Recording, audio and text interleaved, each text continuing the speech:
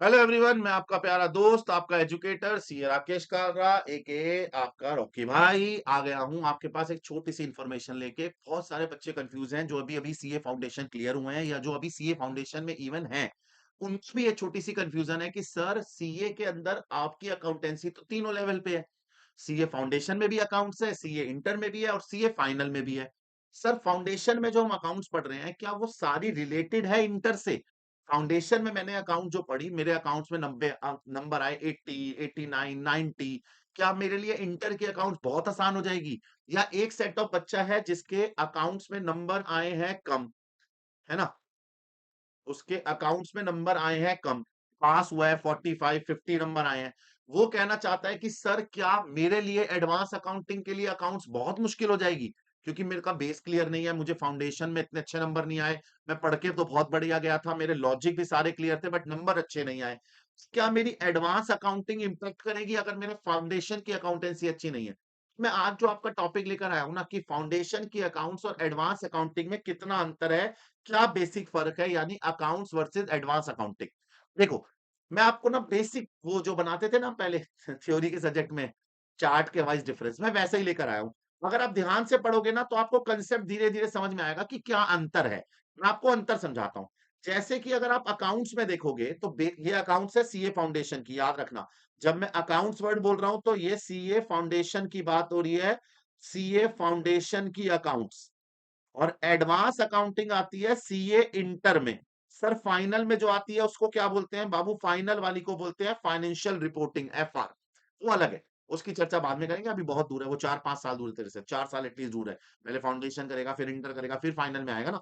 सुन, जब हम CA foundation की बात करते हैं तो अकाउंटेंसी जो फोकस करती है ना, वो बेसिक ऑफ अकाउंटिंग पे फॉलो करती है। बेसिक ऑफ अकाउंटिंग मतलब तुम्हें जर्नल एंट्री पढ़ाया जाता है, रिपोर्टिंग पढ़ाई जाती है, रिकॉर्डिंग कैसे की जाएगी, ledger, BRS, rectification, bills of exchange, अलग अलग चीजों की अकाउंटिंग सिखाई जाती है।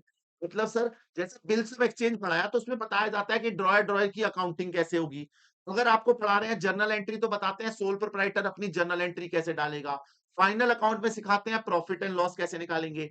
एनपीओ में सिखाते हैं कि नॉन प्रॉफिट ऑर्गेनाइजेशन अकाउंटिंग कैसे करेगा। सिंगल एंट्री में कोई एक ऐसा इंसान जो प्रॉपर अकाउंटिंग नहीं करता, वो प्रॉफिट एंड लॉस। मतलब अलग अलग सेट के बेसिक सिखा दिए जाते हैं। जबकि एडवांस अकाउंटिंग में ऐसा नहीं है बेटा। एडवांस अकाउंटिंग में कंसेप्चुअल क्लैरिटी चाहिए होती है। कंसेप्चुअल क्लैरिटी मतलब वहां पर बिल्कुल अंतर है। वहां पर आपको फाउंडेशन के अंदर सिंगल एंट्री भी पढ़ा रहे हैं, एनपीओ भी पढ़ा रहे हैं, फाइनल अकाउंट भी पढ़ा रहे हैं, हर चैप्टर का बेस पढ़ा रहे हैं। यहाँ पर अकाउंट्स की कंसेप्चुअल क्लैरिटी चाहिए। यहाँ पे सीए इंटर में आपको जो एडवांस अकाउंटिंग पढ़ाई जा रही है वो इसलिए पढ़ाई जा रही है कि यहां से निकलकर जब आप आर्टिकलशिप करने जाओ और आपका आर्ट बॉस, आपका जो प्रिंसिपल है या ओनर, जो भी आपकी जहां पे आर्टिकलशिप कर रहे हो, वो आपको बोले कि बेटे ये ले, तू ये पकड़ कंपनी की बैलेंस शीट, इसका ऑडिट कर दे या टैक्स की रिटर्न बना दे, तो आपको कंपनी की बैलेंस शीट पढ़नी आनी चाहिए। तो यहां पर मेन फोकस कंपनी की कंसेप्चुअल क्लैरिटी में है कि कंपनी की बैलेंस शीट कैसे बनती है, कंपनी अपना प्रॉफिट एंड लॉस अकाउंट कैसे बनाती है। कंपनी माइंडेड, मैं सोल प्रोप्राइटर और पार्टनरशिप की बात नहीं कर रहा, सिर्फ कंपनी पे फोकस कि कंपनी बैलेंस शीट कैसे बनाएगी, कंपनी का पीएनएल अकाउंट कैसे होगा, कंपनी अकाउंटिंग स्टैंडर्ड कैसे अप्लाई करेगी। अकाउंटिंग स्टैंडर्ड अप्लाई नहीं करेगी तो क्या होगा? कंपनी अमालगमेट हो जाए किसी दूसरी कंपनी में तो क्या होगा? आप किसी और कंपनी के 51% से ज्यादा शेयर एक्वायर कर ले, कंसोलिडेट कैसे करेंगे? आपकी कंपनी डूबती जा रही है तो उसे रिकंस्ट्रक्ट कैसे करेंगे? बायबैक कैसे करोगे अपनी कंपनी के शेयर को? अगर आपकी कंपनी की एक से ज्यादा ब्रांचेस है तो उनकी अकाउंटिंग कैसे करोगे? समझ रहे हो? यहाँ पर सारा फोकस कंपनी की कंसेप्चुअल क्लैरिटी के ऊपर है कि यहां से जब आर्टिकलशिप करने जाओ तो आपको कंपनी की बैलेंस शीट पढ़नी आनी चाहिए। यहां पर फाउंडेशन में कोई भी चैप्टर इंटर रिलेटेड नहीं था। अगर तेरे को पार्टनरशिप नहीं आती तू इश्यू ऑफ शेयर कर सकता है। अगर तेरे को बिल्स ऑफ एक्सचेंज नहीं आता तू रेक्टिफिकेशन पढ़ सकता है। अगर तुझे पीआरएस नहीं आता तो सिंगल एंट्री कर सकता है। कोई चैप्टर इंटर रिलेटेड है ही नहीं। जर्नल एंट्री आनी चाहिए, बेस आना चाहिए। जबकि सीए इंटर में ऐसा नहीं है भैया, चैप्टर्स आर इंटर रिलेटेड। भैया कंपनी की बैलेंस शीट नहीं पढ़ोगे तो आपको कंपनी का अमालगमेशन करना नहीं आएगा। कंपनी की बैलेंस शीट बनानी नहीं आती, आप इंटरनल रिकंस्ट्रक्शन नहीं कर सकते। जिसको कंपनी की अकाउंटिंग करनी नहीं आती वो कंसोलिडेशन नहीं कर सकता। मतलब यहाँ सारे चैप्टर आपस में इंटर रिलेटेड है। सर अब ये बात पढ़ के एक चीज समझ में आ गई कि फाउंडेशन में कई बार हमारा बैकलॉग हो जाता था, तो हम पुराना छोड़ देते थे कि ये चैप्टर बाद में कर लेंगे, नए चैप्टर से ज्वाइन कर लेते हैं। बाबू सीए इंटर में ऐसा नहीं कर सकते। सीए इंटर में ऐसा करोगे तो तुम्हारा ही नुकसान होगा। तुमने अगर एक चैप्टर पुराना वाला बेस नहीं करा तो तुम सीधा अगला चैप्टर नहीं कर पाओगे, तो इंटर रिलेटेड है सारे चैप्टर। ठीक है जी। फाउंडेशन फोकस करता था पार्टनरशिप पे, सोल प्रोप्राइटरशिप पे। ज्यादा फोकस सोल प्रोप्राइटरशिप पे था। चेक करो, bills of exchange sole proprietor का है, BRS sole proprietor, rectification sole proprietor, single entry sole proprietor, final account sole proprietor, ये सारे sole proprietor, inventory sole proprietor. फिर पार्टनरशिप अकाउंटिंग आई, कंपनी के बस दो टॉपिक है, इश्यू ऑफ शेयर बस और इश्यू ऑफ डिबेंचर का जी। जबकि एडवांस अकाउंटिंग का मेन फोकस ही कंपनी अकाउंटिंग है कि कंपनी अकाउंटिंग कैसे करेगा, कंपनी अपना प्रॉफिट एंड लॉस अकाउंट कैसे बनाएगा, शेड्यूल 3 की बैलेंस शीट कैसे बनाएगा, अमालगमेशन कैसे करेगा, इंटरनल रिकन, सारा फोकस कंपनी अकाउंट के ऊपर है।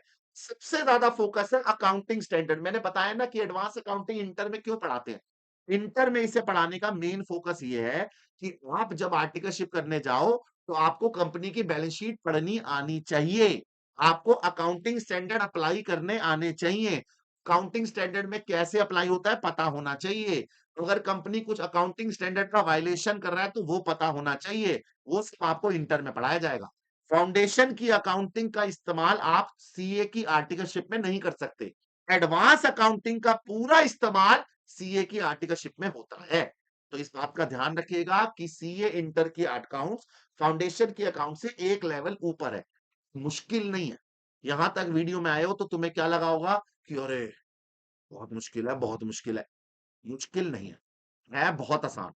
कृपया करके थोड़ा-सा एक्टिव हो जाइएगा। एडवांस अकाउंटिंग में आ रहे हो तो है बहुत आसान। बस आपको थोड़ा-सा याद रखना पड़ेगा कि इंटर रिलेटेड है और फोकस कंपनी पे है। हाँ, लेकिन अगर आपने एडवांस अकाउंटिंग अच्छे से पढ़ा, 70-80 नंबर इसमें ले आए, तो आप ये मान लीजिए आर्टिकलशिप में आपको कभी भी परेशानी नहीं होगी। आप कंपनी की बैलेंस शीट खोलोगे, मेरा चेहरा उसमें से दिखेगा, चिल्लाता हुआ कि ओए जलील, एएस नंबर 1 चेक कर, ओ जलील एएस नंबर 4 चेक कर। समझ रहे हो? आपको पता लगेगा। तो एडवांस अकाउंटिंग एक लेवल पे ले जाता है आपको और है बड़ी मजेदार। अपने सीनियर से पूछ के देखिएगा कालरा सर कैसे पढ़ाते हैं, शानदार पढ़ाते हैं एडवांस अकाउंटिंग। ठीक है जी। आज का टॉपिक यही था कि फाउंडेशन और इंटर, और ऐसी वीडियोस के लिए कृपया इस पहले तो सबसे पहला काम इस वीडियो को लाइक करो। मैं रुका हूं, जल्दी कर, जल्दी कर, अगली बार तभी बताऊंगा, लाइक कर। कर दिया लाइक? लाइक करने के बाद अगला काम आप इस चैनल को करो सब्सक्राइब, क्योंकि इस चैनल पे 9th ऑफ नवंबर को एक बहुत बड़ा सीए उत्सव आने वाला है जो लाइव ब्रॉडकास्ट होगा शाम को 7 बजे, जिसमें हम सारे एजुकेटर, टॉप सीए रैंकर्स हमारे और प्लस सेलिब्रिटीज आ रहे हैं, जिसमें से एक वो रोस्टर भी आ रहा है ना? बता ही देते हैं कौन आ रहा है।